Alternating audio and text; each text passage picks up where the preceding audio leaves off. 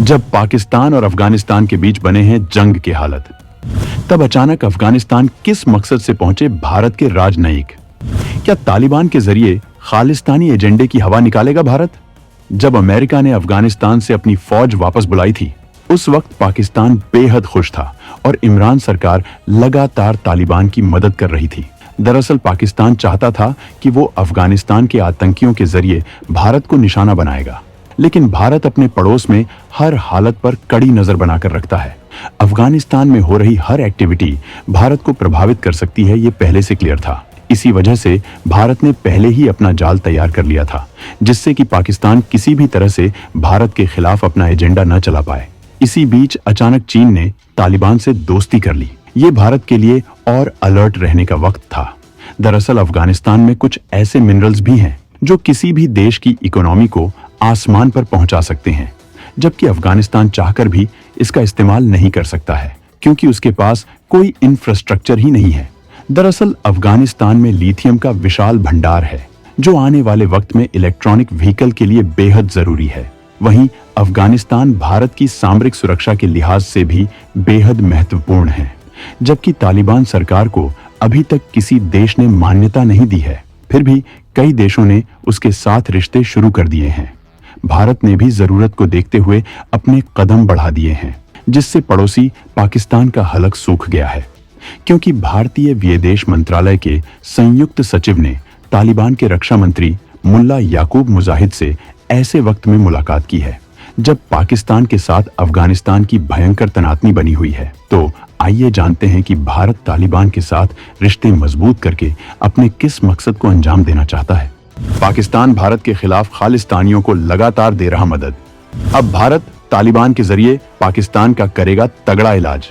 इस वीडियो में सबसे पहले हम आपको बताएंगे कि कैसे भारत और तालिबान पाकिस्तान का इलाज कर सकते हैं, जबकि इसके बाद हम आपको ये बताएंगे कि अफगानिस्तान भारत के लिए क्यों जरूरी है। दरअसल इस वक्त पाकिस्तान की माली हालत बेहद खराब होने के बाद भी वो लगातार भारत के खिलाफ खालिस्तानी मूवमेंट को हवा दे रहा है। कनाडा में मौजूद तमाम सिखों को भड़काकर भारत के खिलाफ अपनी दुश्मनी निकालना चाहता है। सिखों को हिंदुओं के खिलाफ भड़का रहा है, जबकि पाकिस्तान चीन के साथ मिलकर भी भारत के खिलाफ साजिश कर रहा है। कश्मीर में लगातार आतंकवाद को बढ़ा रहा है। ऐसे में भारत तालिबान के साथ सीक्रेट मिशन को अंजाम दे सकता है। सीक्रेट मिशन ऐसे होते हैं जिनके बारे में कोई आधिकारिक ऐलान नहीं होता है। हाल में पाकिस्तान और अफगानिस्तान के बीच जंग जैसे हालत हैं। दोनों एक दूसरे के खून के प्यासे भी हैं। ऐसे में भारत पाकिस्तान के खिलाफ तालिबान का इस्तेमाल कर सकता है।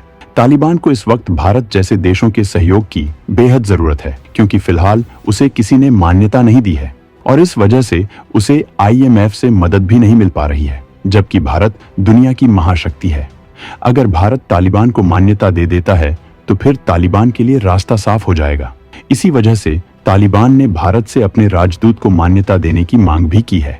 अशरफ गनी के कार्यकाल में भारत में अफगानिस्तान का राजदूत था, लेकिन जब तालिबान ने सत्ता पर कब्जा किया तो ये राजदूत वापस लौट गया था। तब से आज तक ये पोस्ट खाली है। भारत के लिए तालिबान बेहद जरूरी है, क्योंकि वो भारत का पड़ोसी है और अफगानिस्तान की कोई भी एक्टिविटी सीधे भारत को प्रभावित कर सकती है। वहीं चीन अफगानिस्तान में अपनी पकड़ मजबूत करके उसका इस्तेमाल भारत के खिलाफ कर सकता है, जबकि अफगानिस्तान की जमीन का इस्तेमाल भारत के खिलाफ कर सकता है। इसी वजह से भारत ने पहले ही वहां एंट्री मार दी है। हाल में ही भारत के विदेश मंत्रालय के संयुक्त सचिव JP सिंह अफगानिस्तान के रक्षा मंत्री मुल्ला याकूब मुजाहिद से मुलाकात की है। मुल्ला याकूब मुजाहिद कुख्यात आतंकवादी मुल्ला उमर का बेटा भी है, जिसने लंबे वक्त तक अफगानिस्तान में राज किया था। भारत आने वाले वक्त में EV के क्षेत्र में बड़ी ताकत बनना चाहता है। इसके लिए मजबूत इंफ्रास्ट्रक्चर विकसित किया जा रहा है। इस सेक्टर में एक चीज की बेहद जरूरत होती है और वो है लिथियम।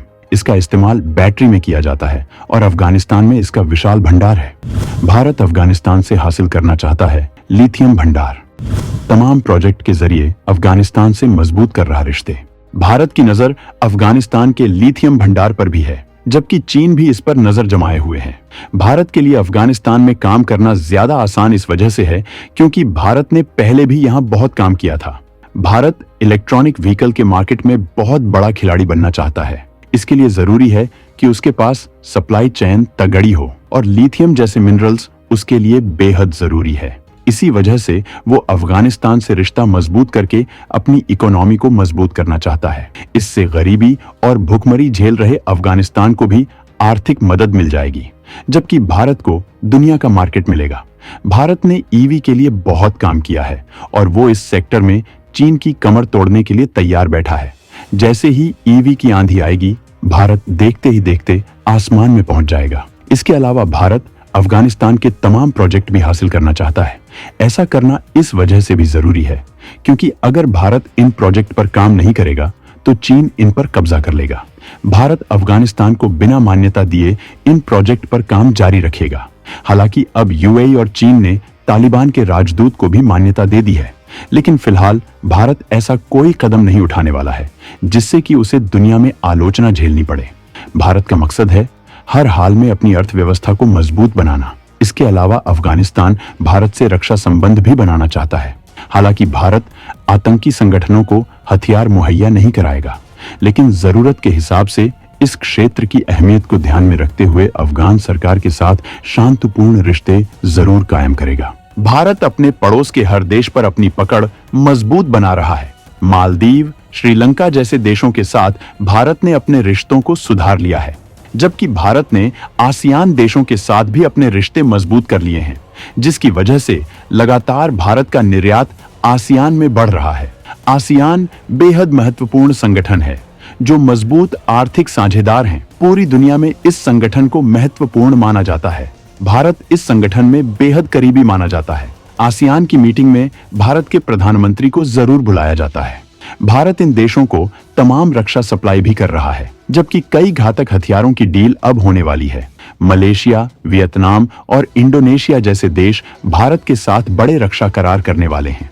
वहीं भारत मालदीव के साथ तमाम व्यापारिक सहयोग कर रहा है, जबकि मालदीव ने भारत को अपनी सुरक्षा के लिए अपनी जमीन में रडार स्थापित करने की परमिशन दी है। वहीं अफगानिस्तान ने भी भारत से वादा किया है कि वो अपनी जमीन का इस्तेमाल भारत के खिलाफ नहीं होने देगा, जबकि पाकिस्तान पहले यही चाहता था कि वो अफगानिस्तान के जरिए भी भारत के कश्मीर में आतंकवाद फैलाएगा। पाकिस्तान ने कई मुस्लिम देशों से भारत के खिलाफ मदद मांगी, लेकिन कोई देश भारत के खिलाफ जाने को तैयार नहीं है। तुर्की लगातार भारत के खिलाफ जहर उगलता था, अब उसका भी मुंह बंद हो गया है।